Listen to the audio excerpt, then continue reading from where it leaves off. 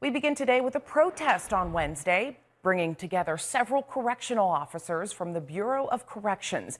They say they're taking a stand to long-standing issues within the BOC, some going back almost 9 years. USVI News' Ali Bourne-Vanek was there and has more on the grievances and what are the next steps to bring change. About a dozen protesters from the Bureau of Corrections received honks and support from drivers on Wednesday. They stood outside the VI legislature, sharing concerns and grievances as employees of BOC. All of us, and I only talking for me and my co-workers in the back, I'm talking the officers that work before us, the ones presently working, and the ones future ones to come. Enough is enough. The pain is unbearable. Every 2 weeks, you mean to tell me that we get paid wrong, incorrectly? 2 weeks, 9 years. Enough is enough. We need to get this fixed right away. Our families are being affected. LeVar Van Beverhout is a corrections officer with the Virgin Islands Bureau of Corrections.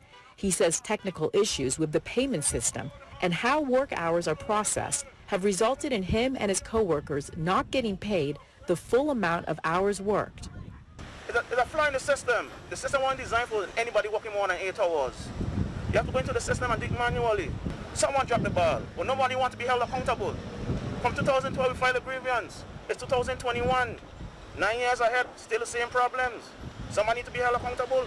Somebody dropped the ball. Nobody wants to say who it is. No, we're at full force. We want to be paid. We're living in 2021. Gas bill going up. Groceries going up. My water going up. I can't get them a letter saying I owe you because I ain't getting paid correctly. Payment challenges aren't the only issues, he says. There's also employee salaries, safety concerns, and others. We're understaffed, underpaid, we have no low morale. Several senators met with the protesters, including Senator Dwayne DeGraff. He's vice chair of the Committee on Homeland Security, Justice, and Public Safety.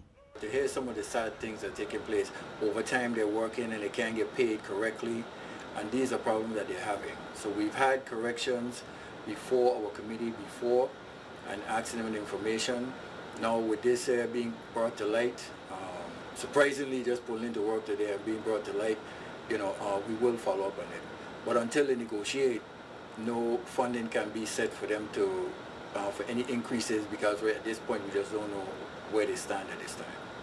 Senate President Donna Fred Gregory also met with the protesters and shared advice on next steps she and the legislature can take. I urge them to have a discussion with the governor. I am going to have one with the governor as well as the director, which is Ms. Winnie Testamark, to find out exactly, to get to the bottom of what the issues are and to hear. Of course, there's always two sides to a story, so we really need to, I need to understand exactly what it is. And I did share with them that if it's a matter of us needing to appropriate additional funds for them to have the necessary resources, the legislature, we are getting ready to go into our budget cycle.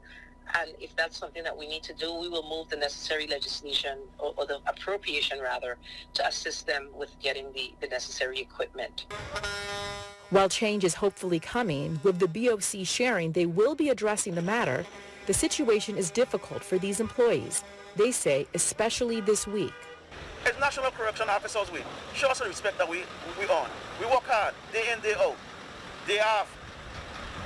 We come in, helping out. Where's the appreciation?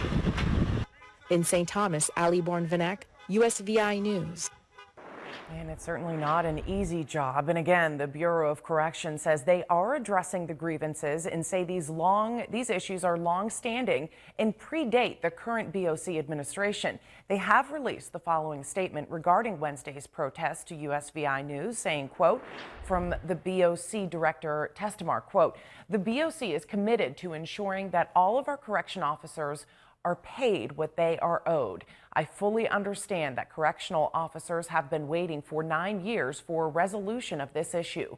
She added, and I have instructed our payroll team to take the necessary steps to ensure that their overtime is properly calculated and promptly paid. In addition to tackling the reducing the sizable backlog of labor grievances upon taking charge, Director Testamark has been engaged in ongoing negotiations along with the OCB over a new collective bargaining agreement for correctional officers. Wednesday's protest by correctional officers did not affect BOC operations on St. Thomas. All officers scheduled to work reported for duty.